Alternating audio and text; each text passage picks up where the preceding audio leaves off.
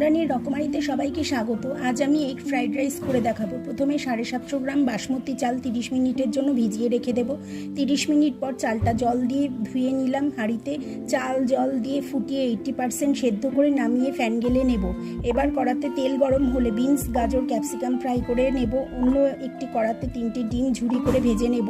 এবার ফ্রাই করা ভেজিটেবলের মধ্যে চিনি, লবণ, গোলমরিচের গুঁড়ো দিয়ে ভালো করে নাড়াচাড়া করে 4টি এলাচ, 5টি লবঙ্গ, 3টি দারচিনির টুকরো আধা ভাঙা করে ভাজা সবজির মধ্যে দিয়ে নাড়াচাড়া করে নিয়ে আগে থেকে সেদ্ধ করে রাখা ভাতটা দিয়ে ভালো করে মিক্স করে নেব।